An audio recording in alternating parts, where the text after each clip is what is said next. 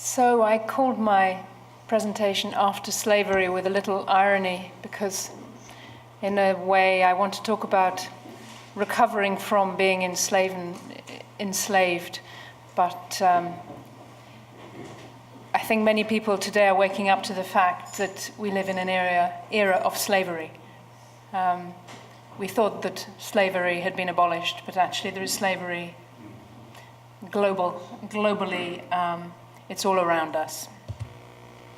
Haifa asked me to give a slightly more uplifting sort of tone, so I'm not going to talk a lot about slavery, but there is a very good series in The Guardian at the moment, Modern Slavery in Focus, and I recommend it warmly. Everything's archived, of course, on the internet. And this is just one screenshot of a Guardian piece. It was very ironic that Haifa asked me to give an upbeat talk, because I spent many years of my life arguing against the use of music as a sort of tool for transformation in occupied Palestine. And I was, for many years, extremely angry about the way Europeans went to Palestine historically and also during the occupation. That is the situation today, taking music as if it could really help. And there was an implicit or explicit cultural imperialism. Europeans took their own music in order to improve the Palestinians. And I spent years researching this and was so angry by the end of it that I thought nobody should play music ever again. Music's a very ambivalent tool because doing music is one thing, then promoting it is another. What narratives get attached to music can be very dangerous. So my earlier work in Palestine was very negative. But this coexisted with my own knowledge of the benefits of music and my own love of music, my own need for music. And I was fortunate enough to come across a remarkable organization in London. And that was a choir called Woven Gold. And it's affiliated to the Helen Bamber Foundation, which is based in Camden. It was founded by a psychotherapist and human rights activist called Helen Bamber, who passed away quite recently.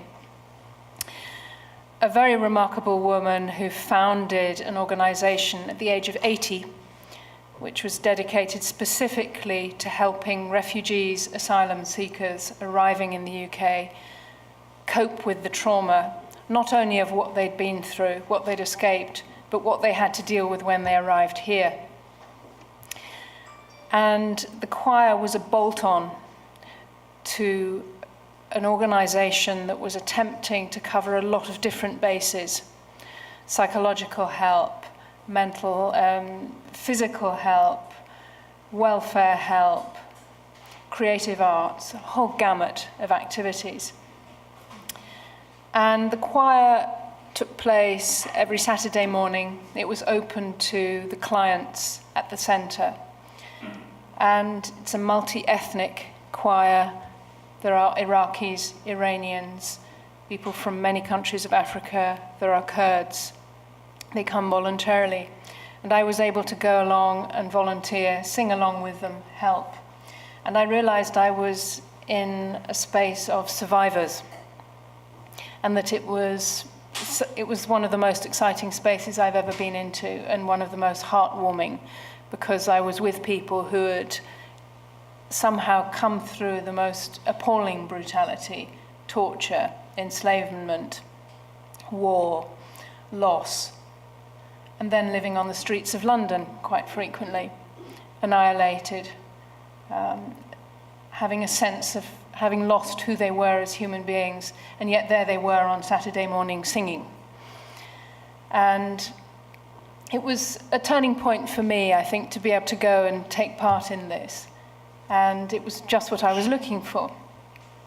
And in the same period, I started reading about how music could be used to help people become survivors. So to find their way out of terrible psychological trauma. and imagine a future, and then be able to transfer that into another space where they could start to build a future.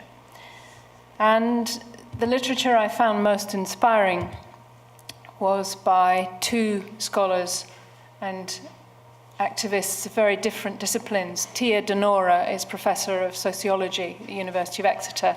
She's written a lot about music, historically and also in contemporary settings. And Gary Ansdell, who is a professor of music therapy. And he works at the Nordhoff Robbins Centre for Music Therapy in London. He has very wide-ranging experience. Music therapy as a discipline isn't something that I'm extremely familiar with. Some of you may know more about it than I do. But it grew up in response to attempts to treat children with learning difficulties. So it was specifically associated with pediatric situations, clinical situations in hospitals in England, and then it transferred to America. But in recent years, it's expanded enormously, and it's an area of enormous research, not only in European contexts, but also outside Europe, because music is culturally specific. The music that helps me may not help an Iraqi, for example. It's very clear. The music that helps a 75-year-old Scottish woman may not be the same as helps a 14-year-old boy from Mali. Music therapy, therefore, has to be a reflection of the people who need it. And their work, Denora and Ansdell's work, was extremely sensitive to this, I found. Through their work, some of the bases that they decided to lay down, I've extracted here. They run a music cafe attached to an institute for psychological support, which must be something like the Helen Bamber Foundation, a music cafe where people are welcome to come on a regular basis. And the first thing, the most important thing, is to provide the right environment, the safe environment, the environment that has objects and people who will foster creativity. And this environment thing is something that I don't think I can emphasize enough, for reasons that you'll understand a little later. The next is taking a client-led perspective, discovering what sort of music the clients might respond well to, negotiating with them, finding out what they might be able to do, giving them opportunities.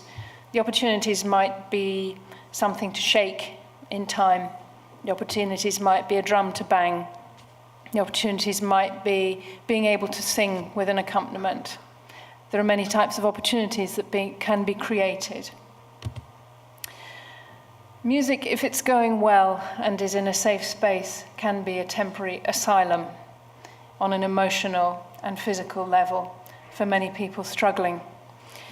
It's temporary, it's fleeting, but it can happen.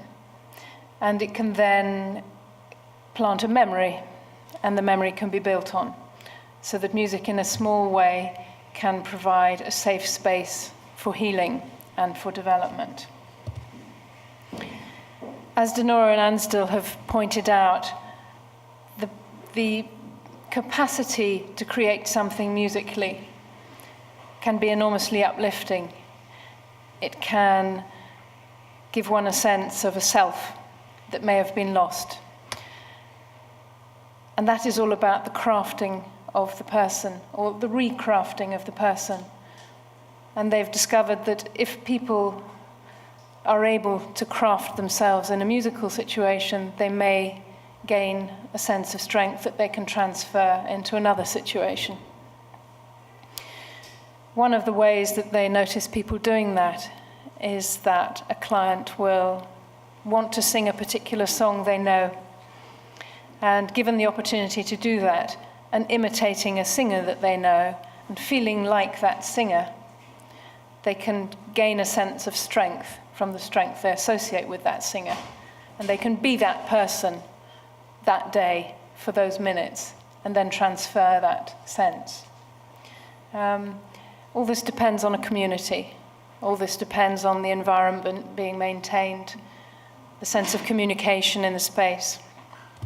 As they say, music is a fragile power. It requires participation. It requires listening, one of the things that often gets lost in situations of trauma, the capacity to hear someone else, the capacity to be heard. So music can be very powerful. Its very fragility, the need to participate, the need that we must give in order for it to happen, is also a power they point to. So I've been very moved by this and had the opportunity for personal reasons to spend some time in Sicily, in the center of the Mediterranean, in the last months. And I've been based in Syracuse, which is on the east coast. And as you can see, it's just above Libya. And southern Italy, as southern Greece, has been receiving enormous numbers of immigrants in the last years, and they were coming in their thousands at the beginning of the summer. Slavery comes in here very rapidly. We only need to turn to The Guardian to read about the slavery in Italy, but it's a global business. These two articles tell us something about how the women are being swept into this current and are being noticed in Italy and Sicily. As perhaps is emerging already this evening, psychiatry developed outside situations of intense trauma isn't necessarily equipped to deal with the types of trauma that people are going through, and that's certainly the case in Sicily, where largely Nigerian women who have extracted themselves from enslavement are suffering with all the symptoms we've heard about today. And so the medical profession is at something of a loss to know how to respond. I became interested in trying to engage, and in connection, or sort of in parallel with work I've been doing in men's centres for immigrants, I attempted to get access to a women's centre. And this was one of the places where I arrived. The door is locked. It's very difficult to get inside. But after many weeks of negotiation, waiting, and then trying again, I did manage to get inside. It's a gated community because the girls are protected. They are minors. They are escaping trafficking, and so they need to be kept safe. The difficulty is that they are kept so safe that they have no life at all. They're not allowed out. The education they are provided with is absolutely bare minimum, and many of them are extremely depressed. If they're not depressed when they arrive, they are a few months later. That's my sense of the situation from a few visits I've paid. After some resistance, eventually the manager agreed to let me go in support of Italian teaching. And my response to this was delight. It was an opportunity, and I entered a classroom. And I sang, knowing they were Nigerian, a song that I found on the internet.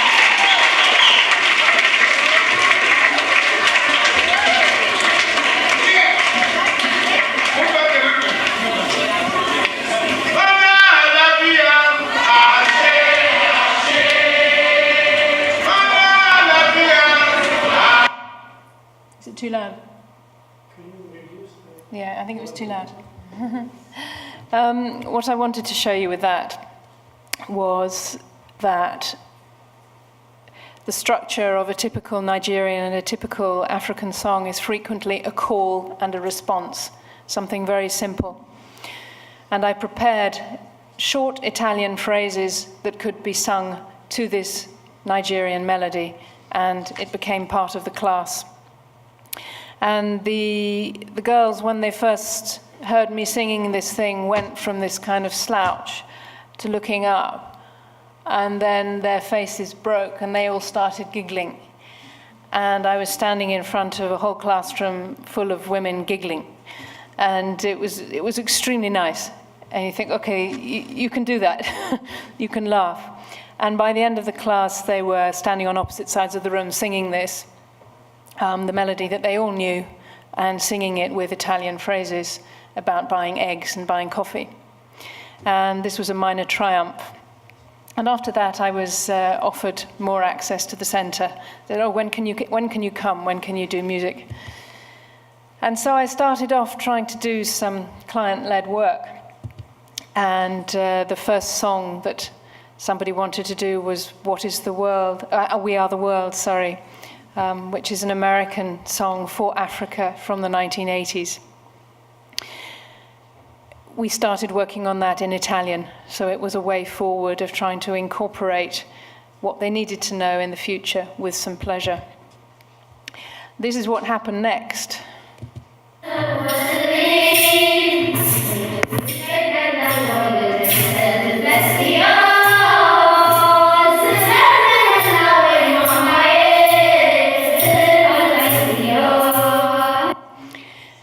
So that is an Eritrean song, sang by a lot of Eritrean girls. I was trying to encourage them to sing. And it sounds wonderful. But what you can't see is that on the other side of the room, there's a lot of Nigerian girls sitting there with their arms folded and looking sullen, because music can divide very easily. So this is one of the challenges of working with a very mixed group. I think there may be a problem with the sound, but another song that was suggested was Power Flow, and put up your hand if it's too loud.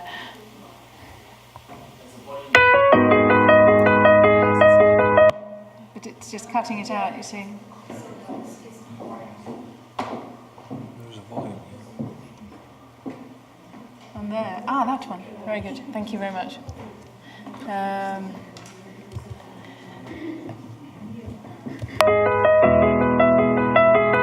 this one was a nice moment. The girl that started to sing me this, she told me about it. She said in Nigeria she used to go to church and they always sang this. And I realized when I heard the words that it was a very good thing for the whole group. Let your power flow in this place. Let your healing come. So let your power come. Yeah, so this may be a way forward with a broader group. One of the things I haven't mentioned is the difficulty in language. The Eritreans don't speak English. The Nigerians speak English. Many of the girls from countries that have been colonized by France speak French, and they all have a range of African languages. It's a tapestry. I'm going to conclude this talk with a more difficult thing that one of them showed me. As I mentioned, these girls are cut off. They're generally not allowed smartphones. They're not allowed out. So when I go in with a phone and I say to them, what music do you like? They want to go to YouTube and they show me. And they want to dance. They want to move their bodies. That's how they feel good. And I think that using music as a vehicle for dance, for Africans in particular, might be the most therapeutic thing. And I need to go back. This one, when I said, so what music do you want to dance to? And if you then look at this as a feminist, you may have some qualms.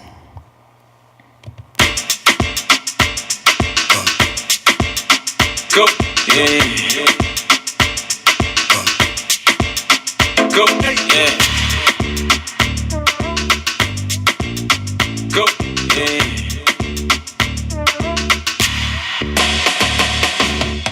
Another man food is another man poison. Go, yeah. So I wasn't quite sure what to do about this, and for a start, I can't really produce this sort of music, and I have no wish to produce this particular environment for them.